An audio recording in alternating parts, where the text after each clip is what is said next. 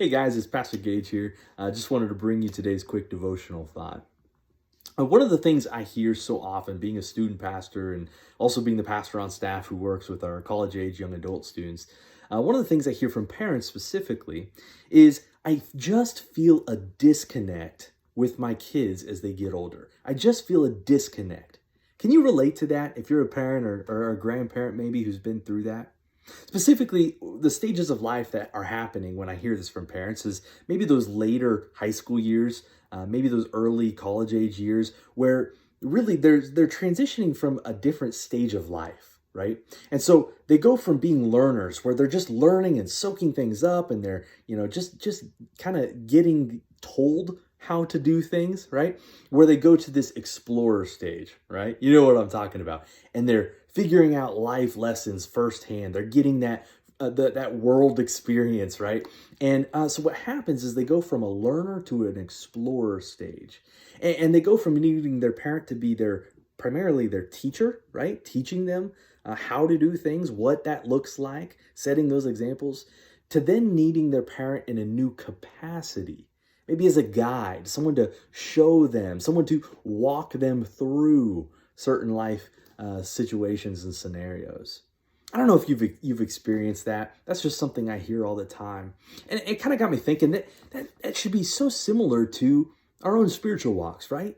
It should be similar to what our spiritual our journey is with the Lord. As we look back in years past, 10, 5, maybe even last year, our walk with the Lord should look different. We should be in a different stage of life, not because God changes.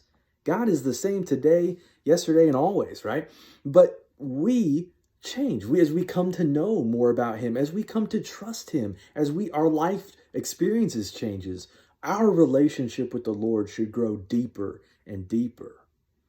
The reality is that this Holy Week, this Easter, as we're getting ready to prepare, man, we are going to experience Easter this year differently than we ever have before.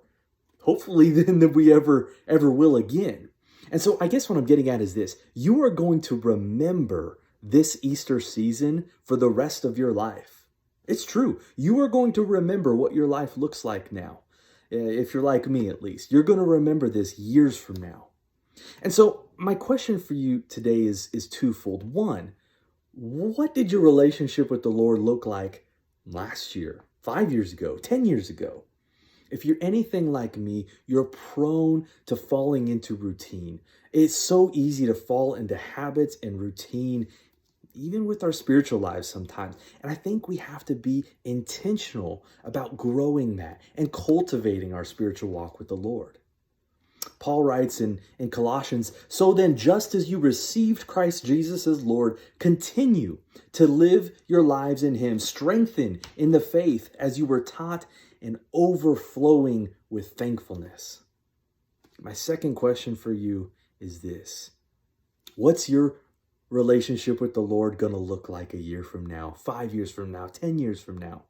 Because I guarantee you, you're going to be able to look back to this Easter season and you're going to remember what your relationship with the Lord looked like now.